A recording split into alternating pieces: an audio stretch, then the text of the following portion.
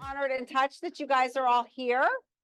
It's really amazing. And I talk about sometimes how important it is to celebrate the things that we do, and we don't do that enough as a people.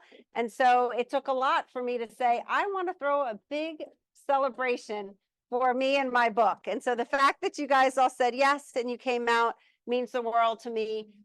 It really does feel like birthing a baby. It's like from the beginning to the end, from inception to letting it go at the end. And I'm just thrilled and humbled the fact that you guys are all here and I get to share it with you. So thank you for coming out. For those of you who don't know, this is my mom, Betsy. She's in the book. And this is Linda, my other mom, right over there. My two boys are here. This is Christopher, my youngest. And this is Adam over here, my oldest. And they got some of their significant others here. But who are some amazing friends and people? And Dave, where is Dave? Oh yeah, Dave. Hi, Dave.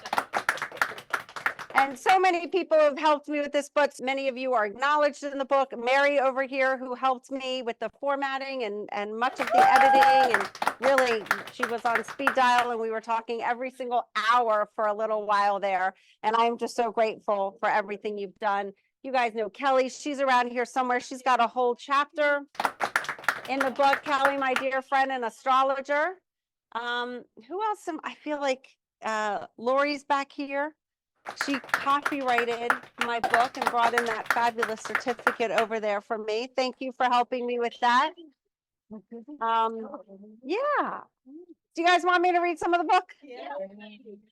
Clearly, this is my first book. I've never done this before. So I'm like, what do I do? How do I do this? So I spent some time and had some help trying to figure out what to read and what to share. So I'm just going to start somewhere and we'll see how it goes. And I don't know, because I've never done this before, but it feels really fun to get to share it with you. This book is obviously really personal. It's very raw. It's very vulnerable. And so if I shed a few tears, just know that that might happen. I'm going to try to keep myself together. But the fact that it's been so well received and the fact that you all are reading it and it's meaning something to you, that's the whole point of writing and sharing. And so what more could I ask for? All right. So we're going to start here in the beginning. I believe this is part of chapter 1. At this moment, sitting in that circle of women, staring at the punching bag, I was there for me, not anyone else. And the self-talk was astounding. I told myself to embrace this moment and recognize that this was a safe environment to let go. I've had these opportunities before to express incredible joy and also incredible sadness. I've attended drum circles, fire dances, and kirtan chants where I had complete permission to dance and sing my heart out, yet something held me back. And I've watched people die like my father at the hands of a tragic, unnecessary disease. And yet through all this, I've learned to keep myself together, to appear as though everything is okay. And in this moment, I knew I had another opportunity to surrender to emotion completely. This time, it looked like many others, but something was different. I was different. I felt different. I knew I couldn't miss this chance. I knew it was time to make a different choice. My friend, the retreat leader, had even said before we began, don't waste this opportunity to express yourself. And I knew she was right. When it's your turn, just go up there and let go. Just wail and scream and cry till your heart's content. That's what I was telling myself. I wanted it so badly. I wanted to let go. Something was guiding me, giving me the courage to be free. But at the same time, I was brutally present to the feelings of fear and shame. I was scared to death to show my emotions, to feel them, and to show myself fully with all my imperfections and insecurities. What would happen if the dam opened? If I felt all the raw emotions of my past and not so distant past? What would happen if I was honest and revealed the unpleasant truth of everything I felt? I was afraid to find out. When it was finally my turn to kneel in front of the bag, I confessed to the group that I was scared to death, that I was frightened to feel these intense emotions. It was like being on trial, having put my hand on the Bible, afraid to perjure myself. I had convinced myself that to let go of my emotions and express myself fully was the same as losing control. And it went further. To express joy, pure joy, or sadness, or anger, or even love was to lose control. Who would I be without that control? I had lived so many years of my life under control, controlling myself and my environment, not because I wanted to, or at least not at first, but for survival. See, I'm not just the daughter of a gay parent. I'm the daughter of two gay parents. I knew this was going to be hard. So I'm skipping forward a little bit. So we wrote a family book once. We knew our family was unique and unusual, and we often spoke about writing a book about our family. This was a genuine desire of my dad's, but we kids were never quite ready to be so open to the world. It didn't happen until my father was approaching 50. That year, we decided to each write something about our family. We collected it in a binder and presented it to my dad on his 50th birthday. Every family member contributed to this story. My mom wrote an entry that has been embedded in my mind ever since. So this is her entry. I sat on the swing in our backyard watching the children play. They were so cute, so alive, so trusting, so secure. They were doing great. As they climbed around on the jungle gym, I considered the enormity of what I was about to do. I was breaking up our family. I was about to inflict pain on everyone I loved, on my parents, on Paul, but mostly on these innocent children. It wasn't fair. I couldn't do this to them. They would be children of lesbians. What did that mean? I had never even heard of such a thing. What would this do to them? Could they survive? Would any of us survive? Why was I considering this drastic step? Because I was in love with a woman. On the other hand, it felt totally irrational, selfish, and cruel. And on the other hand, it felt right and brave. I was jumping off a cliff. Would I be able to fly? My mother did not make her choice lightly. And later, when I thought about leaving my husband, I could relate to every word my mother had written many years before. I guess there is sort of a universal feeling about marriage and divorce in our culture that plagues all of us in a relationship at one time or another. Many of us choose to stay to avoid inflicting that pain on the ones we love, and others decide to jump. I truly admire my mom for taking the leap and knew there was no other choice for her. It was necessary for her survival, and when it was my chance to leap in that sacred circle of women, I knew it was for my survival. How are we doing? This is talking about my dad. Just like all the other thousands of men, he died too. He waited until my sister got married in April and I graduated college in May, and then he died in June. At my sister's wedding, he escorted Lisa down the aisle in a wheelchair along with my mom. His face was even thinner now with obvious sores you couldn't ignore. I can only imagine how happy Lisa was that he was there. But he looked so unwell that I expect it put a damper on what was supposed to be one of the happiest days of her life. Her presence was a reminder of the inevitable to all of us. There was no way to deny it, no way to set it aside, even if just for a little bit, even for such a happy occasion.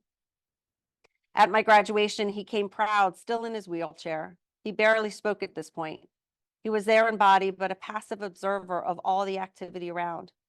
Because of my published paper, the panel discussion, and my stance on campus as an activist, he got a certain amount of attention.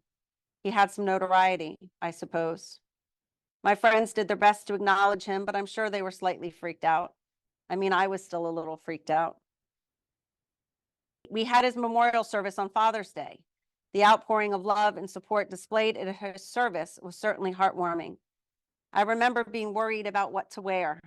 I knew the tradition was to wear black at funerals, but I didn't have a black dress. And this was a memorial service anyway, not a funeral, goddammit.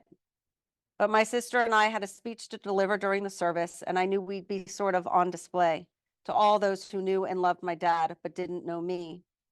I got it in my head that I had to look just right. I wanted to respect and honor my dad properly, and somehow convinced myself that the dress could do that. I wound up wearing a dress with small black printed flowers on an off-white background. I made sure to wear black stockings, though, and black shoes to emphasize the mourning. I suppose it was something significant that I could control in a situation that was otherwise completely out of my control. His service was a celebration of life, not a funeral. It was held in a large church in DC. There was standing room only. Towards the end of the program, my mom invited anyone who wanted to share a story about my dad, what he meant to them, or how he'd be remembered, to stand up and speak to the congregation. It felt like this went on for hours. Person after person shared heartwarming stories and memories about how amazing my dad was. Each time my mom was ready to conclude the service, someone new would emerge from a pew to share another story. My dad was truly an amazing person and didn't deserve to die. None of the men who died of AIDS did. The truly sad part is that so many throughout the nation use the homosexual lifestyle to further condemn and discriminate against their way of being.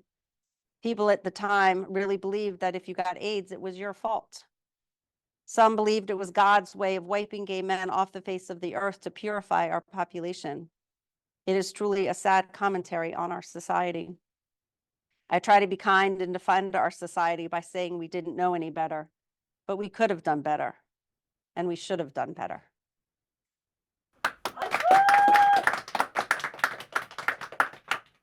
Oh.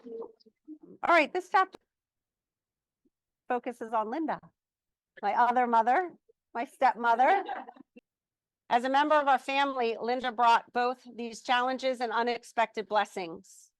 Linda was a bonus parent. There was a hierarchy with mom and dad at the top, and Linda one step below them. She was fun, playful, and generous. She was able to have a perspective that my mom never could. She could see things more objectively. She wasn't influenced by the history and the emotions. She could be level-headed when mom couldn't. And a bonus parent can be there when your real parents can't be. When I was graduating college, I received an award given at a separate ceremony to graduation. It was happening during the day, hours away from home, and mom couldn't come, but Linda could, and it was amazing. She made an effort to be there so I'd have family cheering me on and celebrating my accomplishments. We spent the day together, and I felt loved. Because the love is earned between a step-parent and a stepchild, it carries more weight. It's not a given, like with a biological family member. Therefore, it has immense value and respect. Being a step-parent is a thankless job. You have to show up just like a mom or dad, but with none of the benefits equal to the parents. You're expected to be just like the parent, but can actually never measure up. Linda often describes those early years with us as feeling invisible. We wanted Linda around. We expected her to be around. We'd be disappointed if she wasn't. But we also didn't want her to be recognized for it. We certainly didn't want her to acknowledge her relationship with mom. We just needed her there, quiet and steadfast. As a step-parent, you make sacrifices, but never receive the same rewards. Since Linda didn't have her own children, we were her children. She didn't have any other children to compare us to. We were it. And she loved us like we were her flesh and blood, and always wanted us to feel the same way about her. But because we had our own flesh and blood, we had our mom and dad, it just wasn't the same for us. The hierarchy placed her just one step down. That step made it impossible to be equal. Being a bonus parent means you're also dispensable. You're extra. You're not necessary. That's what the mom and dad are for. It's a no-win position. You're in the wings offering silent support, waiting to be called in. And when you're wanted, you step up into the spotlight, perform your miracles, and then you're expected to go right back behind the curtain. It was great for me as a child with a bonus parent to have another person to love me, dote over me, and take care of me. But for Linda, it was full of challenges and hurt. It's no one's fault. It's not conscious. It just is. Only as adults, after having done the work and earned each other's love, do we truly appreciate each other as mother and daughter. I don't think Linda ever thought about giving up. To this day, she is one of the people in my life that I cannot imagine living without, especially after my dad and Reese died.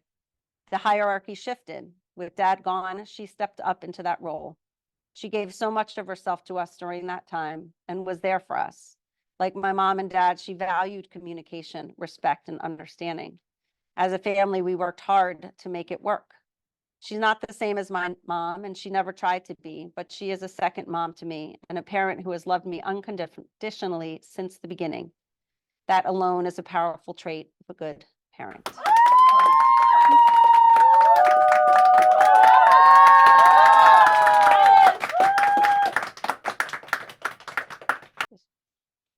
We used to refer to him as Buddha baby.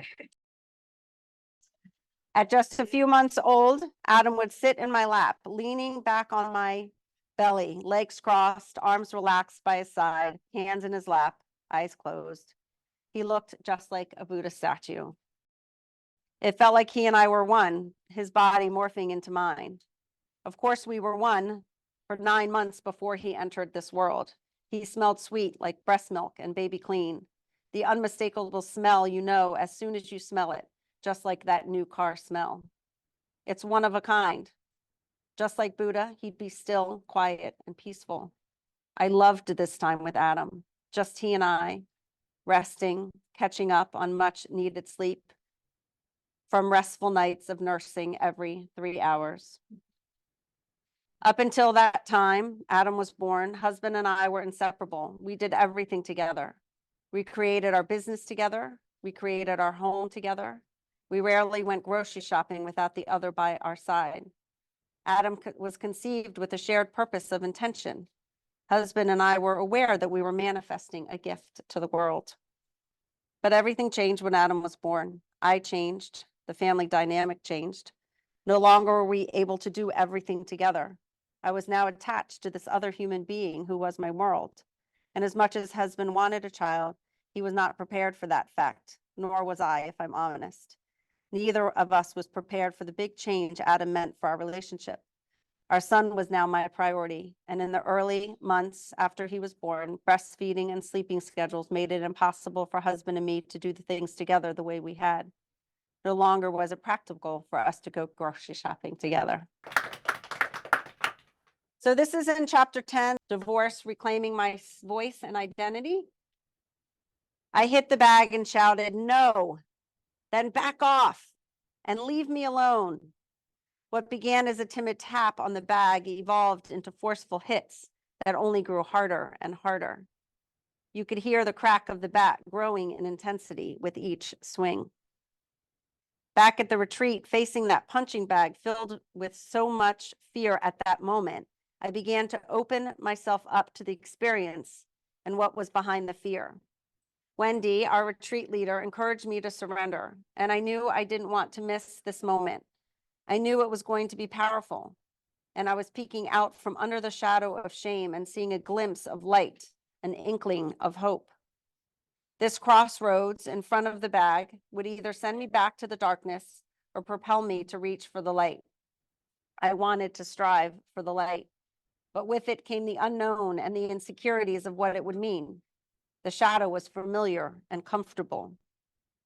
Wendy was an experienced therapist in Iraq that had anchored me through this exercise. She was kind but encouraging, strong but gentle. She let her intuition guide me through the process of unraveling what had held me down all these years. Wendy wasn't just a bystander. She held my hand, leading me towards the freedom that she knew was on the other side of the shadow. She just needed to take me far enough to see it on my own before she could let go. When she did, the words flowed without conscious effort to choose them. With each swing, I was breaking down the shadow's hold over me. Wendy noticed I was having trouble breathing, and she highlighted the heaviness I was feeling.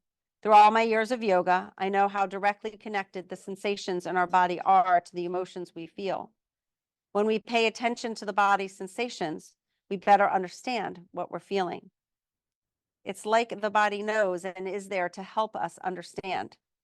I felt constricted and heavy and held down, which was evident from my breath. Each time I spoke, it was like a chance to catch my breath. The utterings of "leave me alone" were all directed towards husband, because at that moment I was beginning to fully recognize that he had been controlling and manipulating me for years. With each strike of the bat, there was an unveiling. I could see just a bit more clearly. When it was time to say yes, to affirm what I wanted, as I peeked at the light, I hit the bag forcefully and proclaimed, "Yes, and I love myself, and I am good enough." I was saying yes to myself. I was reclaiming myself with each beat of the bag. I was gaining a little bit of myself back. When it was over, there was a sense of calm, like I had passed into the eye of a hurricane. It was still, peaceful, and calm. I could breathe more deeply now, knowing I had been changed forever. I felt utterly still, and as I sat back in my seat and watched the last woman reclaim herself, if there was movement around or within me, it didn't shake me. I was still. This was the beginning of breaking free from the patterns of secrecy and shame that had followed me throughout my life. I felt like a shift, like I had never experienced before. I felt unbelievably supported by the universe, and I knew it, though I was scared to death. I knew I needed to move on from the unhealthy relationship with husband, and that I needed to live more authentically. I needed to create the space to do this on my own, without any other influences. There has always been this yearning in me to connect to God and to understand that connection. For me, it was effortless. The fact that I didn't have to work at it led me to doubt it, like I didn't have as much value as the yearning cultivated through constant study and searching. When I look back, though, my faith was incredibly strong. I've always had faith. I found my direct line to spirit when I learned to teach yoga. Yoga is a profoundly spiritual experience for me.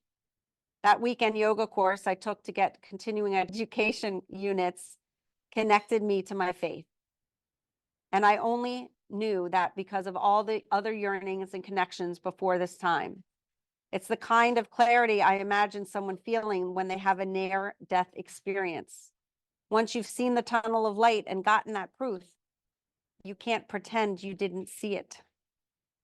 When I started teaching yoga, I knew I had found my passion, my calling. It's what I was meant to do. It's what I had to do.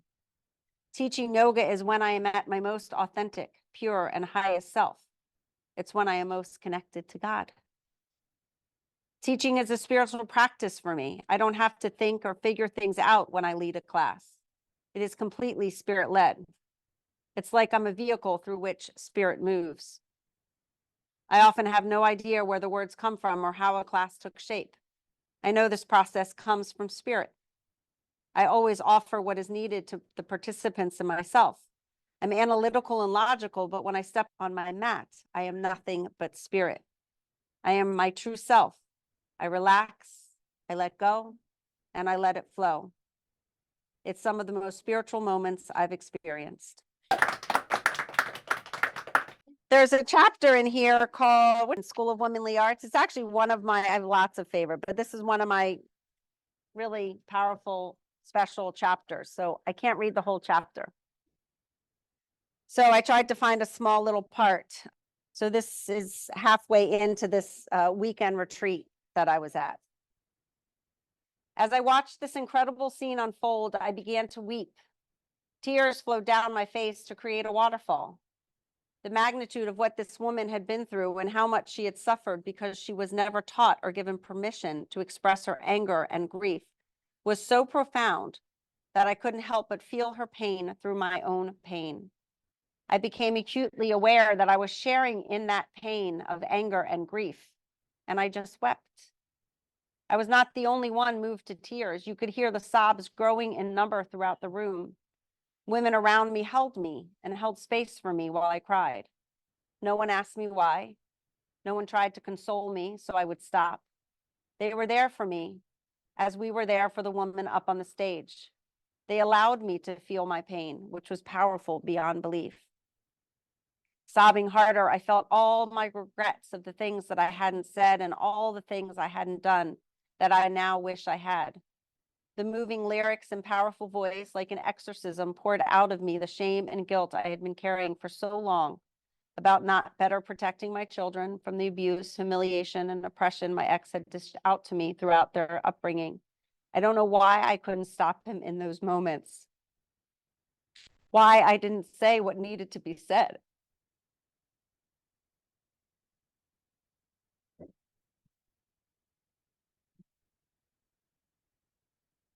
I don't know why I didn't think what I had to say mattered or that he would listen to me.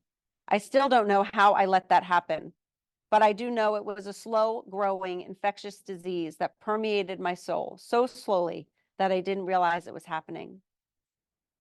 As I continued to cry, I felt what I had understood in therapy, that I had been pushing my emotions down for a long time, that I had pain and grief that dated back to my childhood. Being raised by gay parents, I experienced pain and anger about how the world saw and treated us. I've been aware of all that to some degree since childhood, but I had never known what to do about it. I didn't have the tools to express how bad it felt. Because I loved my parents and my family, I was confused by these emotions of anger and pain. I knew my parents were doing the most amazing job under the most difficult of circumstances, and I didn't believe I had a right to be angry about having gay parents. Then when my father died, I chose again to keep my grief hidden. I'm not saying I didn't cry or grieve, but I didn't grieve enough. It wasn't his fault he died. It wasn't his fault he could no longer be there for me. He was the victim of an awful disease that took his life too soon. What was the point of crying about it? What was the point of being angry? That day I came to his house and discovered he was no longer the dad I knew and no longer available to me was the day I decided to cope by pushing down my grief and moving forward with strength. Almost in honor of my dad and in solidarity with the tragedy of the AIDS epidemic, I made it my responsibility to move forward and be productive, not to stand still and grieve and be angry. The pattern repeated itself in my marriage. I became silent. I allowed my voice to be taken. I permitted my light to diminish. I don't know why I made these choices, but I recognized they were mine. The theme was clear. Standing in the auditorium, it was obvious that many women had the shared experience of not being able to truly feel their emotions for one reason or another. Stop it there. All right, so this is in the last chapter, 17. My dear friend who led the weekend retreat that began my process of finding freedom said to me a few months after the retreat, I've seen what you can create when you're oppressed and living small. I can't wait to see what happens when you let your light shine. I finally see that I have the starring role in my own life. No longer am I merely a supporting character in the lives of others. It's finally my time. At last, I believe I am living for me. It's exciting to see what is on the horizon, where this newfound freedom will lead me. That's the thing about shame. When it's out in the open, when you're no longer trying to keep your demons secret, when you can acknowledge your insecurities, the shame no longer has power. The shame dissipates, fades, and no longer seems like such a big deal. When I think back to growing up with gay parents, which was a lifetime ago now, I remember the pain, the fear, and the secrecy, but it no longer feels the same. That pain and fear is merely a memory. It's no longer real. It's no longer true for me. I've made my way to the other side of it. I remember the day that gay marriage became legal. I was out to eat with a friend and got a news alert on my phone. Supreme Court declares same-sex marriage legal in all 50 states. I teared up. I couldn't believe it. Just years before, I couldn't have imagined that happening in my lifetime. Mom and Linda had a commitment ceremony in 2008 because they weren't allowed to be legally married. They certainly weren't holding their breath and waiting for the law to give them the right to acknowledge their love and commitment to one another. They took it upon themselves and gathered their family and friends to bear witness to their love. But in 2013, when it became legal, they got legally married. Again, they gathered family and friends to celebrate. But this celebration was about so much more than their love. We all celebrated their ability to love one another openly under the eyes of the law and God. I never thought I'd see that day. Now I can casually introduce Linda as my other mother, and people barely bat an eye. And I can hardly believe it. I carried all that childhood shame and fear and secrecy for so long. Now it's nothing. It doesn't have any power over me unless I let the memory of it, what it meant to grow up with gay parents, mean something to me. Courage doesn't mean not being afraid. Courage is being afraid and doing it anyway. Once you make the decision to shed your shame, you can find the courage to take the leap and let go. You might not believe there will be a time when you won't feel the fear, the pain, or the shame of it, but there can be. Writing this book, finding my voice, and speaking the truth has taken the power away from the shame and given me the power to live an authentic life. That's what's worked for me. That's how I got my power back. Your path might look different. You certainly don't have to write a book, but you can find your own way to share your truth. Just sharing with a friend might be enough for you to feel empowered. It begins with the choice to make a change.